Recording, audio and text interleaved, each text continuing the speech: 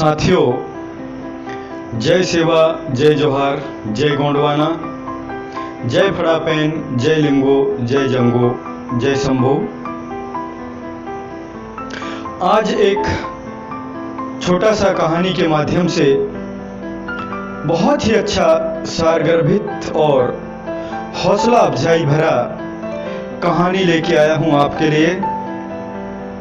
और ये कहानी का हेडिंग है अपने आप की पहचान। और इस कहानी को मैं शानदार तरीके से बताने का कोशिश किया हूं। दोस्तों, एक बार की बात है,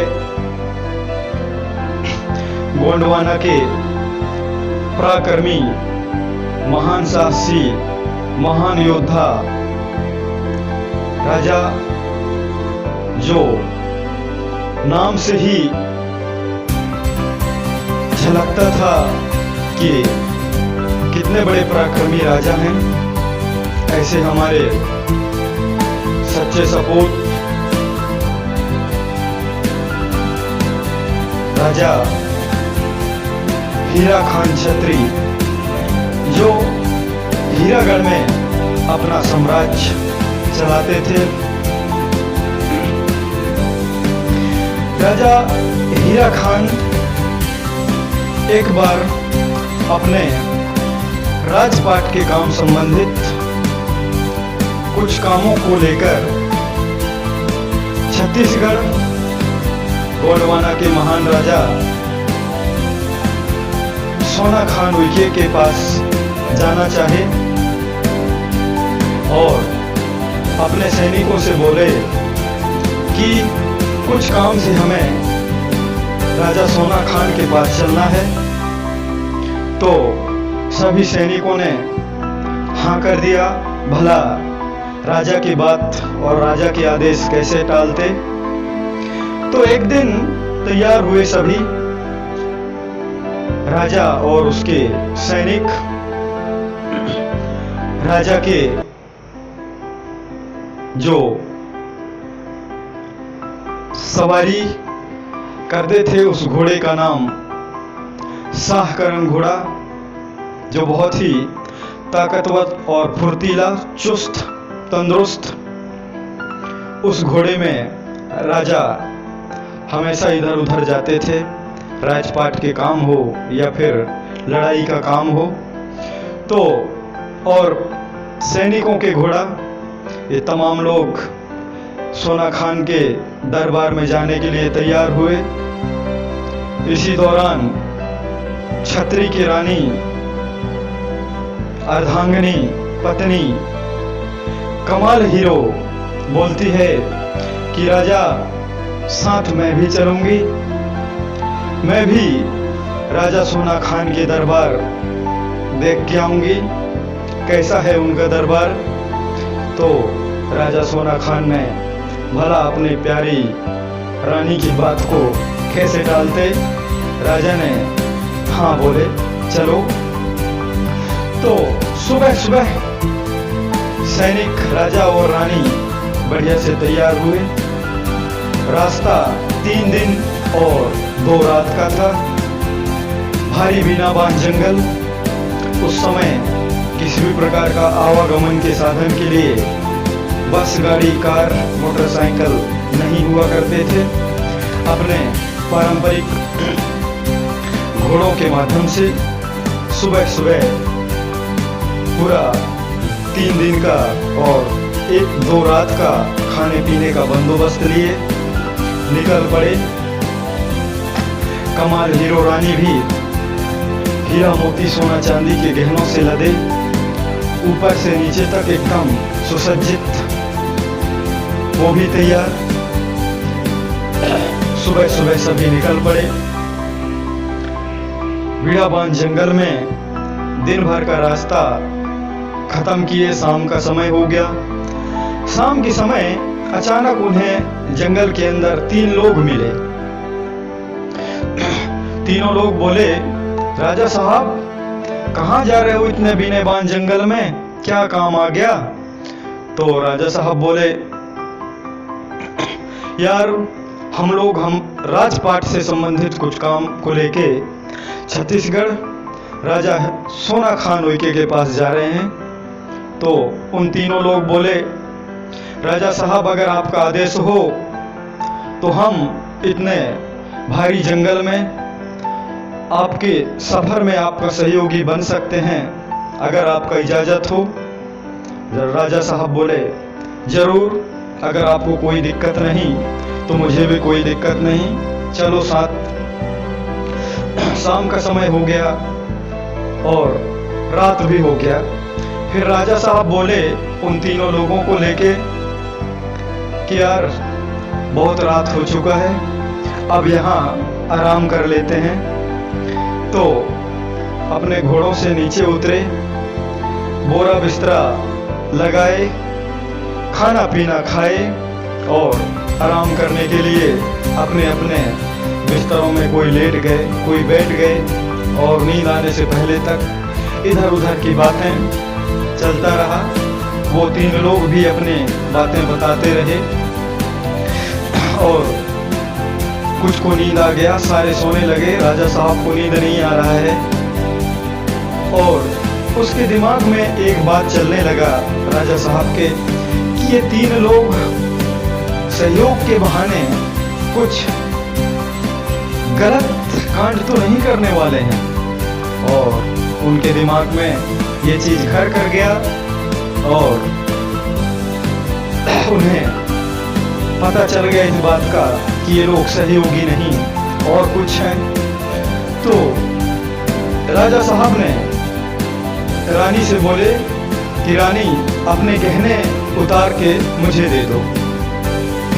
रानी ने बिगर देर किए हुए सारे गहने उतार के और एक कपड़े के पोटली में बांध के राजा को दे दी। राजा साहब ने उस गहने के पोटली को उन तीन लोगों के बैग में, झोला में रख दिया और राजा साहब भी सो गए। और रानी कमाल हीरो को भी बोले कि तुम भी सो जाओ।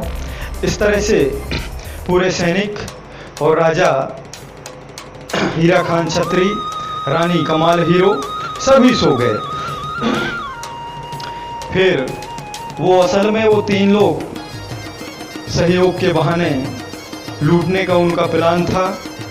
कमाल हीरो के वदन में ऊपर से नीचे तक सोना चांदी हीरे मोतियों से गहने लदे देखकर उनके आंख चोरी और लूटने के लिए प्लान बन गए। फिर सभी सो गए। तब वो तीनों लोग अपने सातिर काम शुरू कर दिए। सैनिकों का, हीरा खान छत्री का पूरा सामान खंगाल डाले। एक एक सामान, खाने पीने का सामान कुछ नहीं बचा। बिस्तर नीचे जमीन को खोद खाद के पूरा हार गए, थक गए, नहीं मिला सामान, वो भी सो गए। अब रात भर तो काम किए थे शैतानी, सुबह उनको नींद लग गया तीनों को। तब राजा आराम से उठा और सबसे पहले उनके बैग से वो गहने का तिजोरी लिया अपने कब्जे में और फिर सुबह का तैयारी, दिन भर का सफर। नहाए धोए, नाश्ता पानी किए और सुबह के लिए फिर चल पाए। बियाबान जंगल घोड़ों के माध्यम से चलते रहे। दूसरा दिन का रास्ता खत्म हुआ। फिर रात हो गया, दूसरी रात आ गई। फिर राजा साहब ने बोला 2 दिन का सफर हो गया है, काफी थक चुके हैं, अब यहाँ सभी आराम कर लेते हैं। तब सैनिकों ने राजा का बात मान लिया और वहीं पर आराम करने का प्लान बनाए। सभी घोड़ों को चारा दे दिए। रात भर वो तैयार हो गए खा पी के बढ़िया। और सैनिक, राजा और वो तीनों लोग भी जो अपना बंदोबस्त खाने पीने का रखे थे, सभी लोग बढ़िया आपस में बैठ के खाए पिए और फिर सोने की तैयारी। तो फिर राजा के दिमाग में चला कि ये लुटेरे, इनका तो आज आखिरी दिन है, आज तो ये पूरा दांव झोंक देंगे, कैसा भी हो। और वो तीनों लोग भी आपस में छुपके बात कर रहे हैं कि आज तो आखिरी दिन है, आज कुछ हो जाए, आज तो माल हथियाना ही है, कुछ भी करना पड़े, क्योंकि ये मौका आज गया तो फिर कभी नहीं आएगा और इतना जो गहना हाथ से निकल जाएगा। तो सोने से पहले फिर राजा हीरा खान बोलते हैं रानी कमाल हीरो से कि रानी तुम्हारे गहने उतार के मुझे दे दो। रानी ने बिगड़ देर किए हुए सारे गहने उतार के उसी पोटली में बांध के राजा के हाथ दे दी और राजा ने चुपचाप उस गहने के पोटली को उन तीनों लुटेरों के सिराना के नीचे रख दिया और सब सो गए। फिर पूरे तैयारी के साथ तीनों लुटेरे सभी के सोने के बाद गहरे नींद में लूटने के प्लान, पूरा खंगाल मारे, एकदम जमीन खोद डाले, दाएं बाएं एक एक चप्पा, कुछ नहीं बचा। फिर हार गए, थक गए, परेशान हो गए, कहीं वो सामान हाथ नहीं लगा। सुबह सो गए वो, ताकि राजा को ये चीज़ का पता न लगे करके, और राजा उस चीज़ को भली भांति जानते थे कि ये क्या करेंगे। फिर सुबह, दूसरे रात का सुबह हुआ, राजा ने उन तीनों लुटेरों को बोलते हुए, दिखाते हुए उनके सिराना से वो गहने के पोटली निकाला और बोला कि भाई लोग, पोटली ये था, तुम कहाँ ढूंढ रहे थे।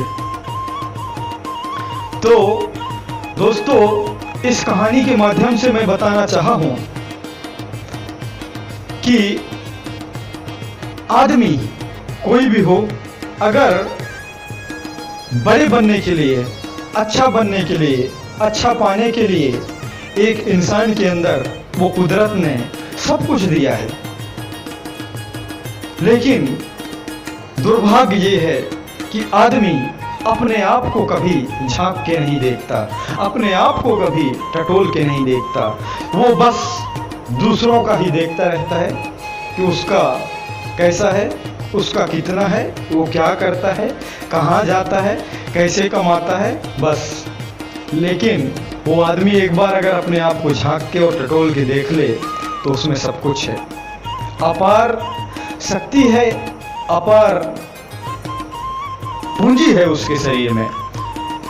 लेकिन दोस्तों, आदमी जो है ना, वो अपने आप को कभी नहीं देखता। मैं गरीब हूँ, लाचार हूँ, बेबस हूँ, मेरे पास कुछ नहीं है खाने के लिए, पीने के लिए। अरे दोस्त, एक बार तू अपने शरीर की आकलन कर, एक एक ऑर्गन का, एक एक बॉडी पार्ट का। आँख का कितना कीमत होगा, आंत का कितने कीमत होगा, किडनी का कितने कीमत होगा। इस तरह से हमारे शरीर में अमूल्य कितने भी ऑर्गन पार्ट हैं जिनका कीमत हम रुपयों में नहीं आंक सकते। क्या कमी है? बस कुछ नहीं, अपने आप को कमजोर और बेबस और लाचार दिखाना है, काम नहीं करना है, दूसरों को ही देखना है, खींचना है। इस तरह से खूब चल रहा है, आप अपने आसपास देख सकते हैं किस तरह से खींचातानी चल रहा है। और मेरा कहानी का मकसद यही है दोस्तों कि आप अपने आप को देखो, अपने आप को टटोलो। अपार शक्ति है अपने आप में, अपार शक्ति है तुम में। जो और आज बड़े बड़े अफसर बने हैं, बड़ी बड़ी गाड़ियों में चल रहे हैं, बड़े बड़े बंगला बना रहे हैं, वो आप भी बना सकते हैं। लेकिन उसके लिए आपको एक काम करना होगा, बस दूसरों का देखना छोड़ना होगा और खुद को करना होगा, तभी ये काम हो पाएगा। नहीं इन तीन लुटेरों की तरह अगर आप उन सैनिक और वो राजा का सामान खंगालते रहे तो कुछ नहीं होगा। जबकि ये बड़ी बात ये था कि सारा सामान और सारा गहना 2 रात उन्हीं के पास पड़ा था। वो तो कितने धनवान और कितने बलवान बन गए थे, लेकिन दुर्भाग्य कि वो अपने आप को कभी देखे नहीं, अपने आप को कभी टटोले नहीं। अगर टटोल लिए होते तो उनके हाथ में, उनके साथ में सब कुछ था। इस तरह से दोस्तों, और ये कहानी यही है, और इस कहानी के माध्यम से मैं यही बताना चाहा हूँ कि अपने आप को देखें और छोटा ही सही काम करें, दूसरों को देखना छोड़ दें दूसरों का काम ही है मजाक उड़ाना। अगर अपने आप को खुद को बड़ा बनना है, अच्छा बनना है, अच्छा करना है खुद के लिए, अपने आने वाली पीढ़ी के लिए, तो आपको अपने आप को देखना होगा और काम शुरू करना होगा।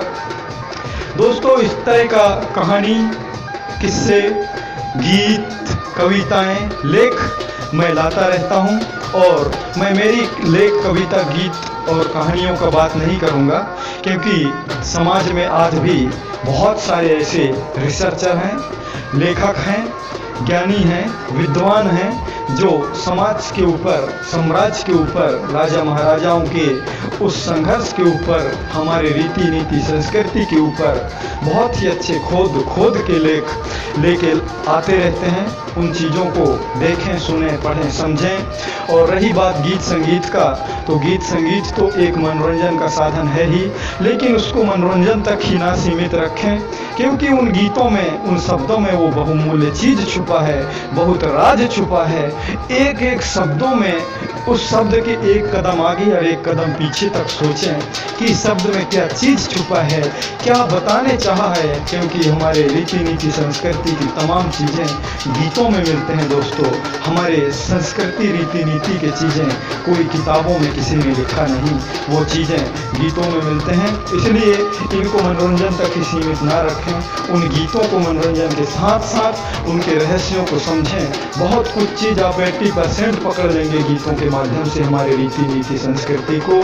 और यही मेरा कहना है आपको। और कैसा लगा ये मेरा संदेश, मुझे YouTube चैनल के माध्यम से ज़रूर अवगत कराएंगे।